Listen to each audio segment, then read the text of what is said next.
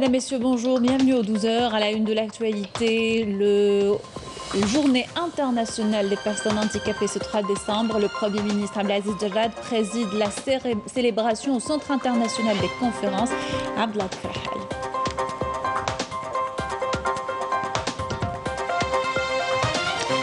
Zoom ce matin sur le travail d'agents de la Netcom qui joue un rôle important en cette période de pandémie.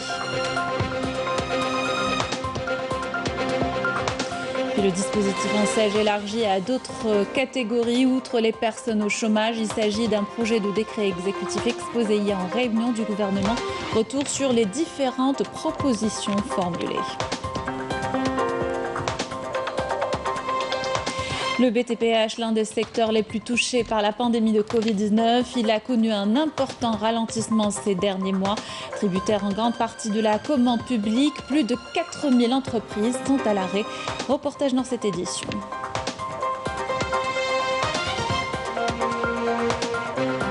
Et dans notre journal, une virée dans le sud du pays pour finir en compagnie d'un groupe de jeunes ayant traversé 2500 km à bord de voitures de collection pour se retrouver au Tassili Nadjar.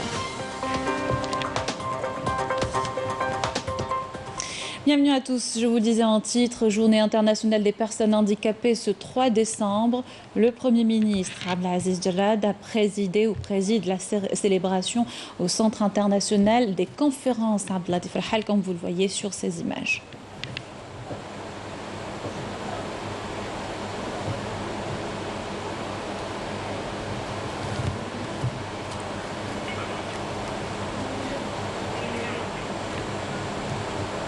Je vous invite à écouter la déclaration du Premier ministre Abdelaziz Jarrad en marge de la célébration de la Journée internationale des personnes handicapées.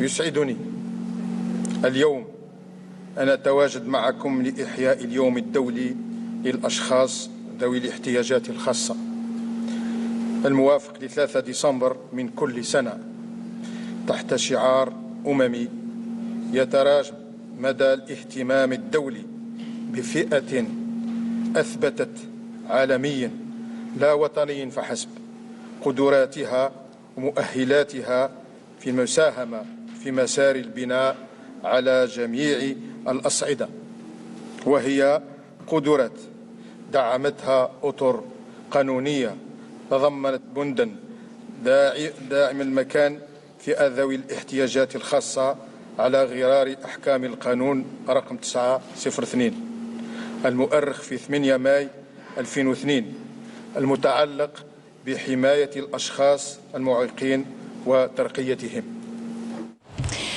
Le Premier ministre Abdelaziz Jarrad est revenu sur les dispositions de la Constitution au sujet des personnes aux besoins spécifiques. On l'écoute. ولا شك أن التعديل الدستوري الأخير يؤكد وجود إرادة سياسية قوية للعمل على إدماج ذوي الهمم اجتماعيا واقتصاديا بصفة فعالة وانخراطهم في بناء الصرح المؤسساتي. أبدعت هذه الفئة من المواطنين والمواطنات في شتى ميادين الحياة الثقافية الاقتصادية الرياضية على مستوى العالم وأبرهتنا بنتائج جد إيجابية في امتحانات الرسمية. كما رفعت الراية الوطنية في المحافل الدولية بنخبة من الرياضيين والرياضيات المتواجدين بميدان والمبادئ. إلى جانب ذلك ساهمت في عملية التنمية الاقتصادية بمشاريع شتى. Puis se surpasser, faire de ses faiblesses une force de motivation. C'est ce qu'a fait Fatiha, cette couturière à Constantine, est devenue entrepreneur en lançant sa propre affaire malgré les difficultés et malgré son handicap. Bouchra Bouali. Sa passion pour la couture, Fatiha l'a découverte dès son jeune âge lorsqu'elle dut rejoindre une école pour malentendants. À 15 ans, j'ai rejoint la Fédération des sourds-muets, grâce à laquelle j'ai suivi une formation en couture pendant une année. Après, j'ai poursuivi ma formation avec des personnes muettes que je connaissais et qui exerçaient dans ce domaine. Par la suite, une dame m'a pris sous son aile et m'a embauché dans son atelier à Sidi Mebrouk. Son talent et surtout son travail acharné ont fait d'elle une couturière très prisée dans le quartier Arbi Ben Mehdi à Constantine où elle exerce. Nous avons travaillé ensemble et quand j'ai vu qu'elle n'avait aucun mal à lire sur les lèvres, je l'ai encouragée à lancer sa propre affaire et elle est devenue très connue. J'aime la qualité de son travail qui est très perfectionné. Perfectionniste, Fatiha a réussi à se lancer dans le métier, mais aujourd'hui, elle aspire à mettre à profit son expérience en devenant à son tour formatrice. Avec l'aide de la Chambre de l'artisanat et des métiers de la wilaya de Constantine, elle espère obtenir un local dans lequel elle formera des personnes qui sont dans la même situation qu'elle. J'aimerais qu'on m'aide à avoir un local pour former des personnes aux besoins spécifiques. Comme ça, elle n'aura plus le fardeau de la location. Ce serait bien de coordonner tout ça avec l'ANSEJ, l'ANGEM ou la CNAC. Bien qu'elle soit muette et malentendante, Fatiha ne se considère pas comme handicapée. Elle puise sa force de sa différence, qui constitue son carburant pour aller toujours de l'avant. Et afin de faciliter la vie aux personnes ayant un handicap moteur, il existe des aménagements spéciaux, des normes internationales dans la construction, de plus en plus adoptées dans le pays, mais de manière malheureusement insuffisante. Lamia Boudbouda nous en dit plus. Et inclusive se doit d'intégrer les problématiques d'accessibilité des habitants à mobilité réduite. Alger, à l'instar des villes du monde, n'est pas en reste. Une lutte constante est engagée dans ce sens. Un petit tour dans l'Algérois nous a permis de prendre conscience des obstacles a priori insignifiants pour invalides et qui peuvent compliquer la vie d'une personne en fauteuil. Une rue pavée, des trottoirs impraticables, étroits ou simplement des marches à l'entrée d'un commerce sont autant d'embûches. Ainsi, on peut vite passer de l'handicap à une situation handicapante. Les passages piétons doivent être adaptés. En effet, ils sont situés à la même hauteur que la chaussée. Sinon, une dépression permet d'atteindre la rue, ce qui permettra aux fauteuils roulants de les emprunter.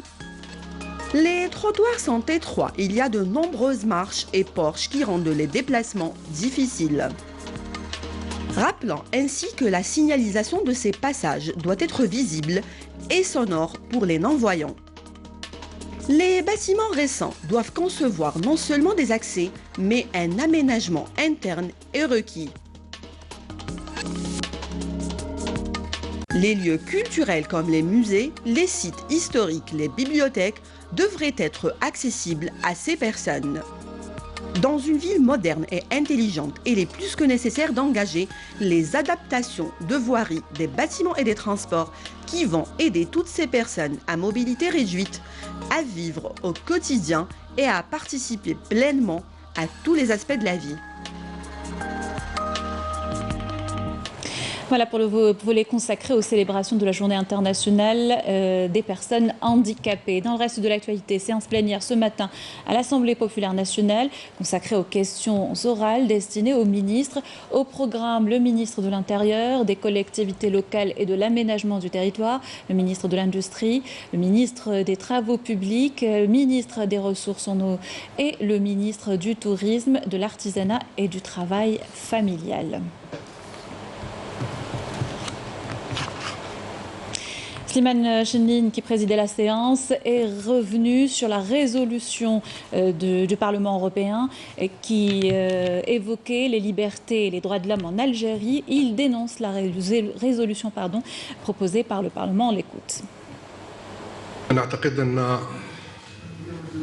البرلمان الأوروبي أصبح رمزا لسياسة الكيل بالمكيالين المرفوضة عندنا في الجزائر وخاصة مع شركائه المختلفين وفي تعاملاته الدبلوماسية ويقوم للأسف الشديد بالوكالة عن قوى ولوبيات معروفة لدينا بالضغط والابتزاز ومحاولة عزل بلادنا وتشويه سمعة الجزائر، إضافة إلى الاستمرار في محاولات خلق مشاكل من الداخل وإحداث الفوضى المبرمجة باستعمال حراك الشبكات الاجتماعية. كما أنه لا يمكن أن يخفى على أحد أن القوى التي تقف وراء لائحة البرلمان الأوروبي لا زالت تحلم في استهداف الجيش الوطني الشعبي باعتباره ضامن الوحدة والسيادة وصمام أمان للنسيج الوطني. وكل هذا هي محاولات مستمرة من أجل دفع البلاد إلى التخلي عن القضايا الاستراتيجية والأساسية وتعطيل مشاريع النهوض الحضاري، لأننا على يقين أن الجزائر تملك كل مقومات النهضة والاستقلالية في القرار الوطني، بل تملك القدرة والإمكانيات والتاريخ من أجل القيادة الجيوستراتيجية للمنطقة. Énergie, les pays membres de l'OPEP, dont l'Algérie et leurs alliés, devront prendre une décision aujourd'hui sur les niveaux de baisse de production au début de 2021. Hier, les discussions se poursuivaient afin d'aboutir à un consensus dans un marché toujours affecté par le Covid-19. Ces discussions font suite à la 180e réunion ministérielle de la conférence de l'OPEP, tenue lundi par vidéoconférence, et qui avait notamment examiné la possibilité de prolonger le retrait actuel du marché du pétrole, à savoir de 7,7 milliards de barils par jour pour une durée de 3 mois supplémentaires, c'est-à-dire du 1er janvier jusqu'à la fin mars 2021. Et puis les attributions du ministre de la Transition énergétique et des énergies renouvelables fixées par décret exécutif publié dans le journal officiel. Le décret 20-322 signé par le Premier ministre Abdelaziz Jarrad stipule que la mission première du ministre de la Transition énergétique et des énergies renouvelables est l'élaboration des politiques et stratégies visant à promouvoir la transition énergétique et les énergies renouvelables ainsi que leur suivi et leur contrôle. Le ministre devra rendre compte des résultats et de ses activités au Premier ministre, au gouvernement et au Conseil des ministres. Il est en outre en charge de définir les moyens juridiques, humains, financiers et matériels nécessaires pour la mise en œuvre des politiques et des stratégies nationales dans les domaines de la transition énergétique et des énergies renouvelables. Le dispositif ENSEIGE élargi à d'autres catégories, outre les personnes au chômage. Il s'agit d'un projet de décret exécutif exposé hier en réunion du gouvernement par le ministre délégué auprès du Premier ministre chargé de la micro-entreprise. Le but, la redynamisation du dispositif de l'Agence nationale de soutien à l'emploi des jeunes et la promotion de l'entrepreneuriat. Les détails avec Walid Yousfi. Pas moins de 380 000 projets ont été réalisés dans le cadre du dispositif ENSEIGE. Un nombre qui pourrait doubler grâce au projet de décret exécutif présenté par le ministre délégué auprès du Premier ministre chargé de la micro-entreprise. Un projet qui facilite l'accès au dispositif ENSEIGE, notamment à travers la suppression de la condition de chômage. Une aubaine pour les jeunes promoteurs et un acquis pour l'économie algérienne. Ce projet ouvre donc l'accès aux avantages accordés par l'ENSEIGE aux étudiants porteurs d'idées de projet, aux personnes ayant des compétences et un savoir-faire dans leur domaine d'activité, aux promoteurs performants de l'Agence nationale de gestion du microcrédit, aux promoteurs performants en activité exerçant dans la production de biens et services et aux agriculteurs et artisans. Par ailleurs, le projet de décret exécutif prévoit la révision des niveaux de l'apport personnel des promoteurs pour tous les types de financement, unifiant par la même occasion le taux de l'apport personnel pour la formule de financement triangulaire. Ces nouvelles dispositions ouvrent la possibilité de refinancement des micro-entreprises en difficulté et prévoient en outre de mettre au profit des jeunes promoteurs et porteurs de projets des locaux dans des microzones, et ce à titre locatif. Et en vertu de l'exposé présenté hier par le ministre délégué auprès du Premier ministre chargé de la micro-entreprise, le dispositif ENSEIGE concerne désormais les agriculteurs et artisans. Et à l'instar des autres secteurs, l'agriculture a été impactée par le Covid-19. Exemple avec la filière de la date, la commercialisation de ce produit pose problème cette année, malgré sa qualité, même si les prix de la date ont significativement baissé. Elle a du mal à trouver preneur. Noul Moqaddam. Ces dates, Mustapha les présente sous leur meilleur jour pour les clients. Avant même que ce ne soit une source de revenus, son métier est avant tout passion et dévouement. Cette marchandise est arrivée de Biskra, de la région de Tolga. Ce que je peux vous dire, c'est que c'est de la bonne qualité. Et pour éviter que ces dates ne se détériorent, eh bien, nous les stockons dans des réfrigérateurs. Cette année, les prix sont très bas. Les producteurs de dates n'ont pas pu exporter leurs produits. Vous le savez, tout dépend de l'offre et de la demande. Le prix de la date dépend de sa qualité, de l'offre et de la demande. Mais selon des spécialistes, d'autres considérations peuvent entrer en jeu. Cette année, les prix sont à la baisse. Les stocks de l'an dernier n'ont pas été écoulés dans leur totalité. Et si on y ajoute la production de cette année, on a un marché totalement surapprovisionné. À chaque qualité son prix, et puis à chacun son pouvoir d'achat. La crise sanitaire a eu, sans surprise, de nombreuses conséquences sur le commerce international. La date algérienne n'a pas pu être exportée. Il en résulte un marché national qui n'a pu gérer les surplus de production et des prix à la baisse. Néanmoins, la nature s'est montrée bien plus que généreuse et a su reprendre ses droits.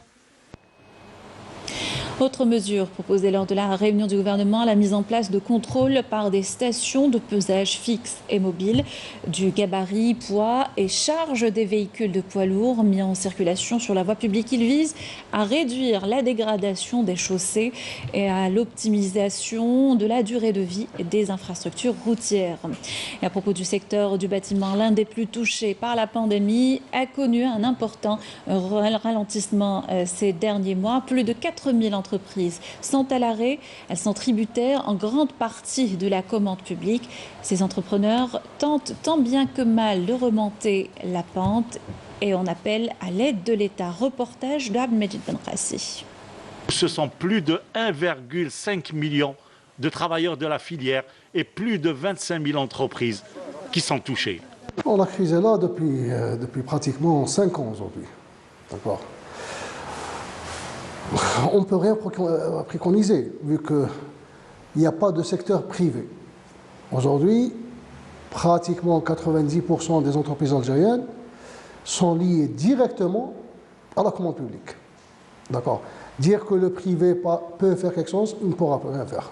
D'accord. Aujourd'hui, l'État doit lancer la commande publique. Ça, c'est urgent, c'est maintenant, on ne peut pas attendre.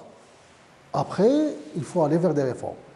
Vu que la commande publique n'a pas beaucoup été suivie, il y a plusieurs projets qui ont été vraiment déprogrammés. Et c'est ça qui a un petit peu donné naissance accentue plutôt à cette crise-là. On parle déjà de plus de 4000 entreprises à l'arrêt et plus de 300 000 travailleurs au chômage technique. Certains entrepreneurs se plaignent du manque de marché pour les entreprises nationales et souhaitent que l'on donne la priorité aux compétences locales. Je pense que la solution existe. Il suffit un petit peu de faire justement, de donner la priorité aux entreprises algériennes. C'est tout.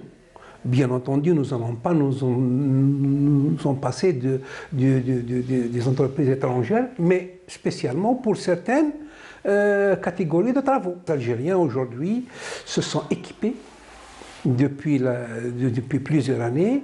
Ils ont mis des équipements, ils ont acquis une expérience qui peuvent réaliser certains ouvrages, certains grands travaux. Ils peuvent les réaliser même en joint venture.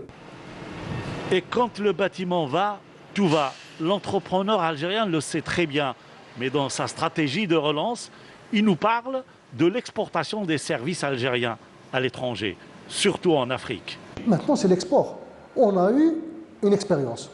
Il faut le dire. L'entreprise algérienne, aujourd'hui, elle a de l'expérience. Maintenant, il faut se préparer. Il faut se préparer à exporter l'entreprise algérienne. Maintenant, on a l'Afrique. Là, on peut construire réellement. Mais il y a des marchés. Il y a des Turcs, il y a des Chinois qui sont en Afrique. Ouais. Pourquoi pas une entreprise algérienne? En attendant, seule la relance des projets publics pourrait sauver le BTPH, qui reste la locomotive de toute l'économie. On arrive à la situation sanitaire. 932 nouveaux cas confirmés de coronavirus, 585 guérisons et 17 décès enregistrés selon le dernier bilan actualisé hier par le comité scientifique de suivi de la pandémie. Je vous invite à écouter le docteur Jamel Fourar. Avec la notification de 932 nouveaux cas, l'incidence au cours des 24 dernières heures est de 2,1 cas pour 100 000 habitants, sachant que 11 wilayas n'ont pas déclaré du tout de cas durant les 24 dernières heures, 13 wilayas ont déclaré entre 1 et 9 cas et 24 wilayas ont déclaré 10 cas et plus. Pour ce qui est des décès enregistrés au cours des 24 dernières heures, nous avons malheureusement enregistré 17 nouveaux décès, rahimahumullah.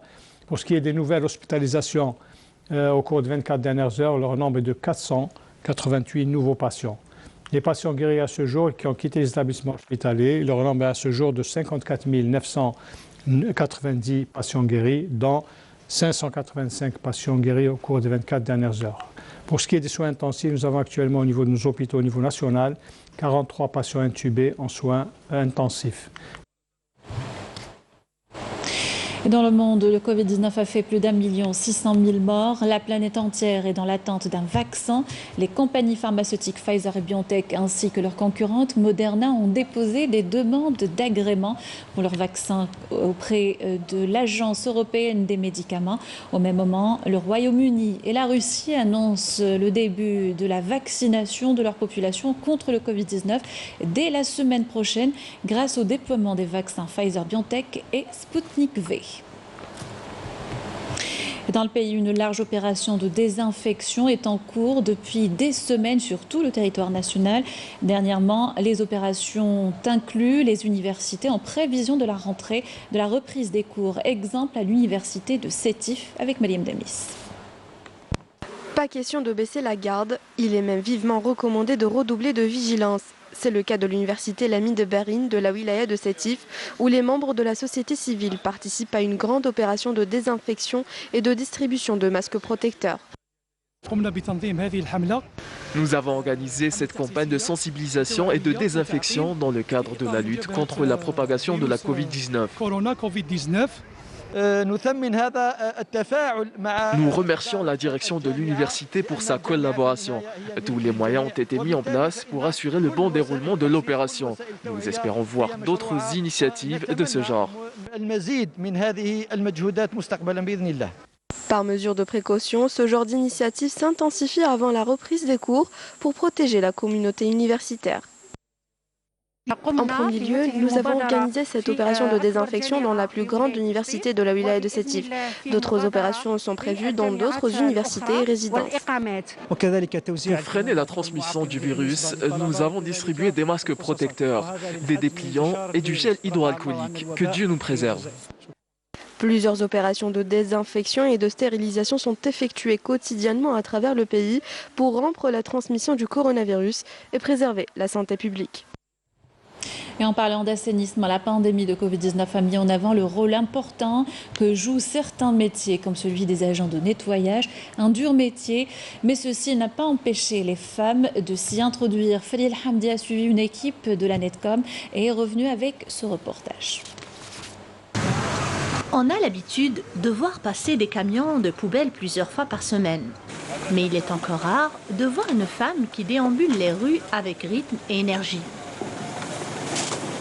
بداية 2017 باش بديت الخدمه مع الناتكوم والحمد لله راني نخدم معاهم كما شفتوني وانا عندي سيكتور مع الاول عطاو لي ساحه شهداء لا كاسبه ودوكا بدلوني راني في باب الواد نوار.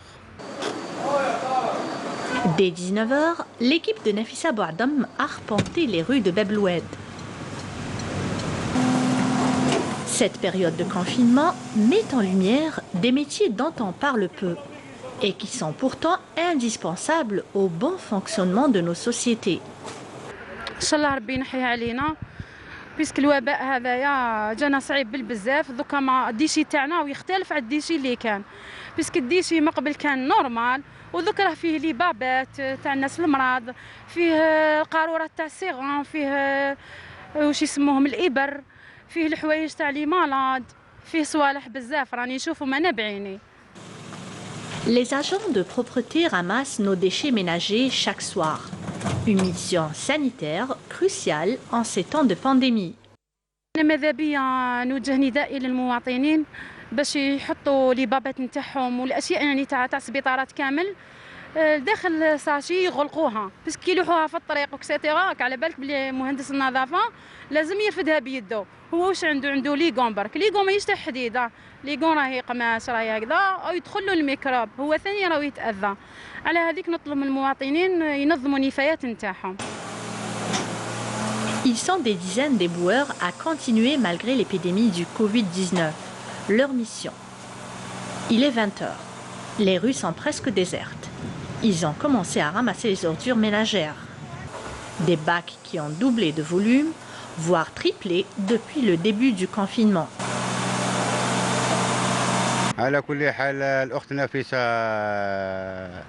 معروفة في الساحة تاع الناتكوم عم يعرفوها كاع لي كوليك طرابي تاعنا يعني الله يبارك ما شاء الله خدامة لاباس والبوصة تخدم يعني لاباس طريبيا ما تمونكيش لي زور تاعها تخدم تفيني لي سيكتور تاعها يعني معروفة في الساحة تاع الناتكوم يعني وستان بليزير كي مرة تخدم في هذا الدومين هذا خاطش يتحسبوا على أصابع اليد.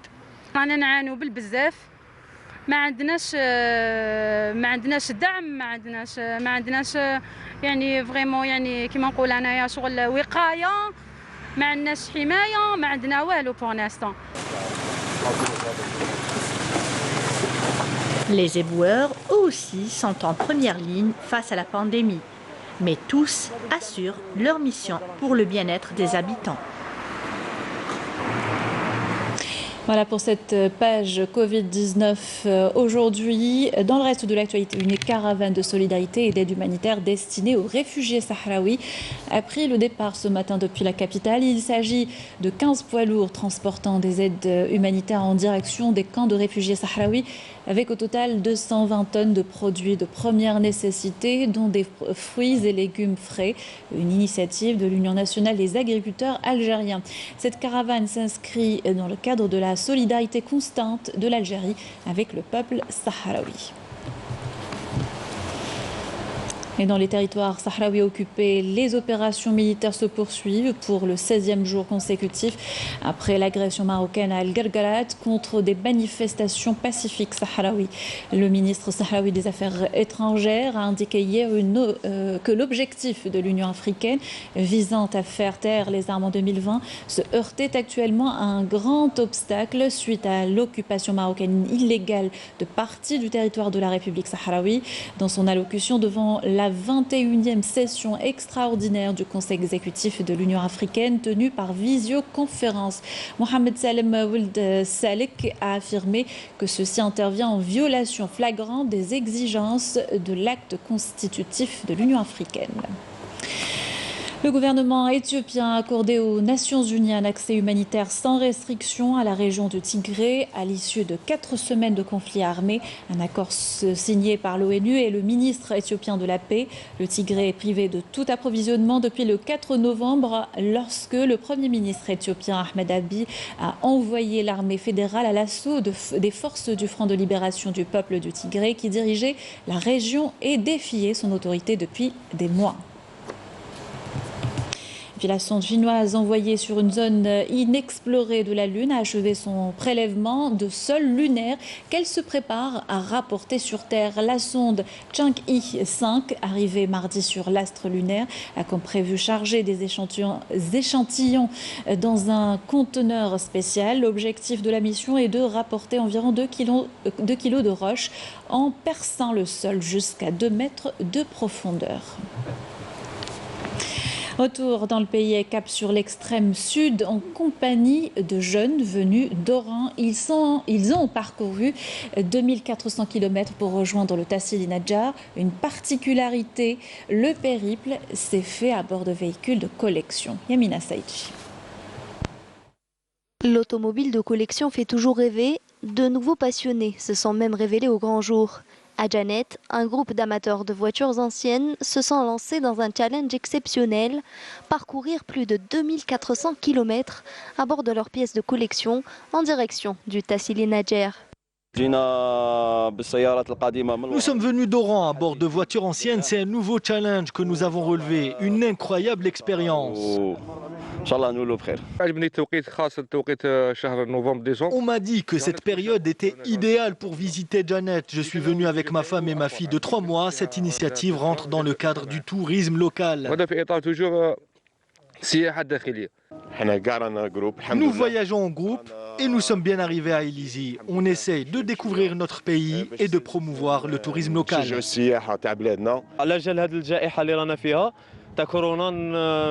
Cette crise sanitaire nous aura quand même permis de découvrir notre pays.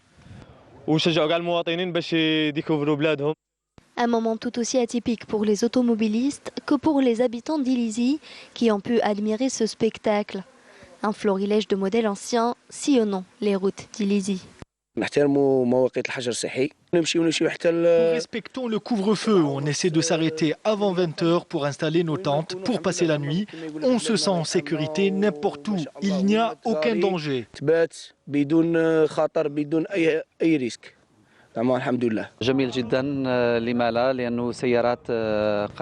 C'est très beau. C'est la première fois que nous assistons à un tel spectacle dans notre wilaya. C'est une nouvelle façon de découvrir la ville. Et ce, dans le cadre du tourisme d'aventure. Malgré une triste et morose période de pandémie, cette initiative a su faire oublier aux habitants d'Elizi la torpeur ambiante. Avec ces belles images de notre Grand Sud, nous arrivons à la fin de notre journal. Merci de l'avoir suivi. Vous pouvez le revoir et y réagir sur les adresses qui s'affichent en bas de votre écran. Tout de suite, des nouvelles du ciel avec Amel Haribi. Quant à moi, je vous retrouve demain. Bonne journée à tous.